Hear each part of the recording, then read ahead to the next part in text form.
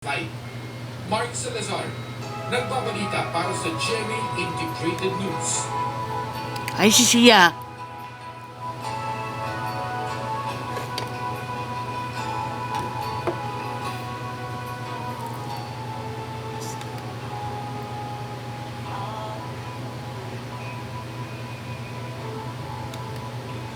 Hi, Sia. Take a look at your screen. This is the Israel-Gaza border. Luna. that you have Sia. seen live I over see. the Thunder. past several months here. Thunder pala Hamas has pangalan mo, now ha? released a statement Thunder. rejecting Thunder. the hostage proposal discussed over in Doha. The terror group also Thunder, blamed lakas Israeli mo, ah. Prime Minister Netanyahu Nasa for gilid, ah. putting up new obstacles, Thunder. saying that Bibi set new conditions and Thunder. plans to Lakas ng prolong season the mo war yan. in Lakas Gaza. na. I want to pop this up for you right here. This is from Barak Rabin. He is with Axios and has been reporting on the Middle East nonstop. He says Hamas rejects the new U.S. bridging proposal.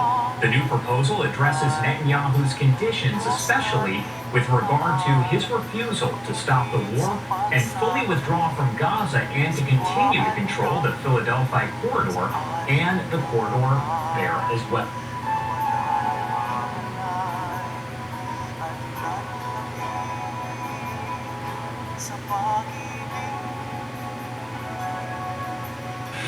There was heavy fighting in the Gaza Strip over the weekend, including the cities of Khan Yunis, Rafah, and the Netzel corridor. Meanwhile,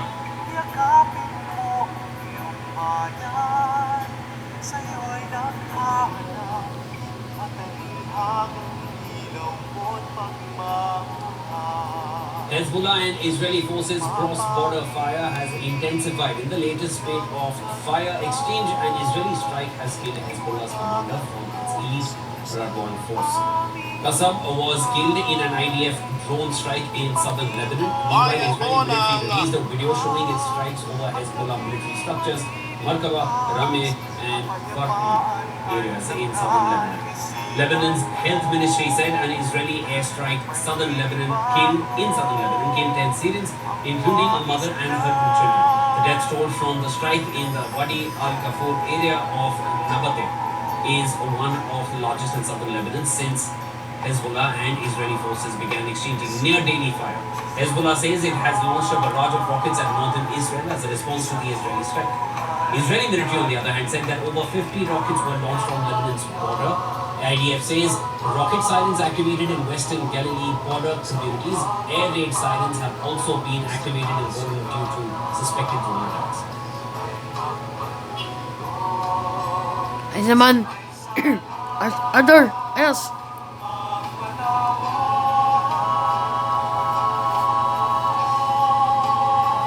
By now, that figure is over 200,000. So, the situation is even worse. Now we're starting to see polio spreading among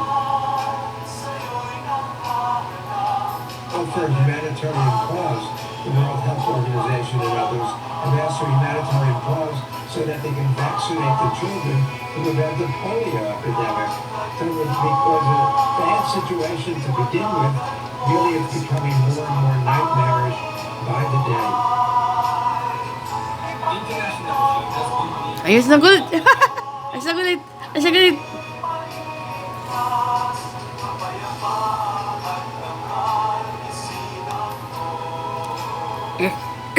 Kulit-kulit mo eh. Kulit-kulit mo eh. Sandali. Huwag mo kulit. Huwag mo kulit, ha?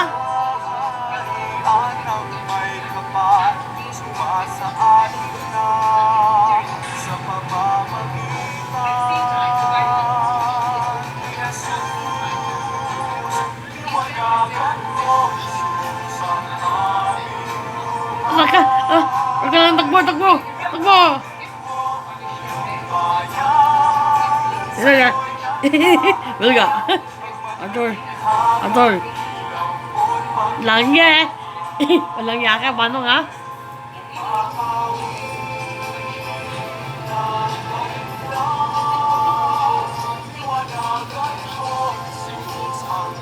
Ano? Ako yun ka.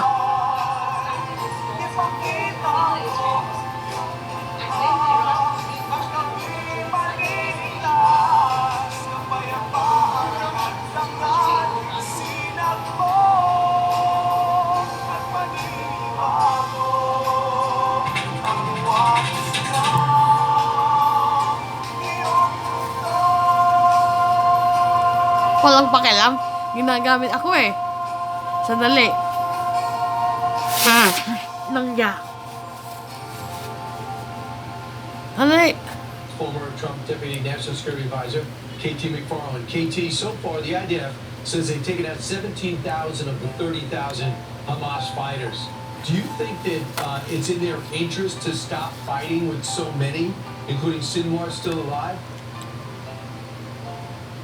No, and Israel just done something really significant in the last 2 weeks.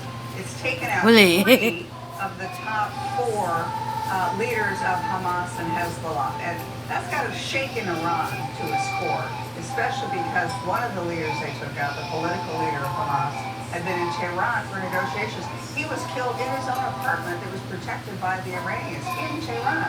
So that's got to make the Iranian leadership kind of nervous. You know, does Mossad have our address too? How did this happen? I was so struck though when I read the White House announcement saying that Secretary Chika. Blinken was going Nangya. to Kulit naman bata. terms of the deal. Kulit niya. Arthur. There's nothing to file. Nothing has changed. No, If sandali. anything, Teka. the Israelis are in a better position than they were before, but nobody looks like they're going to come to a peace agreement. And just so you know, Hamas says they have somebody monitoring there, no one officially there. They say so far the progress is just an illusion.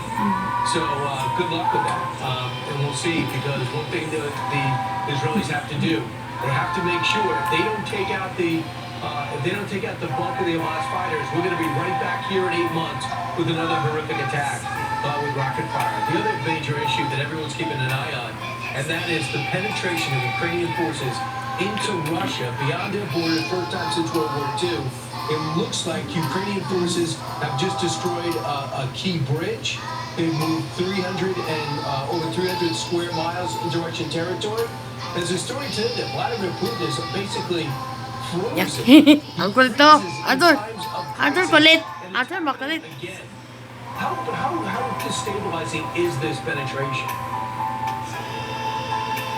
I don't think it changes things in the long run, but what it does do, it shakes things up in the near term. You know, once Putin, his initial goal was to go into Ukraine quickly. 2 years ago, change the government, be in charge. That didn't work, and so for now, almost 2 years have been fighting, and Ukraine has conducted itself unbelievably well against the Russian forces. The Russian forces have not done well. But at the end of the day, this is now a war of attrition. It's within the war of attrition is always won by the country. Huwag mo kilit.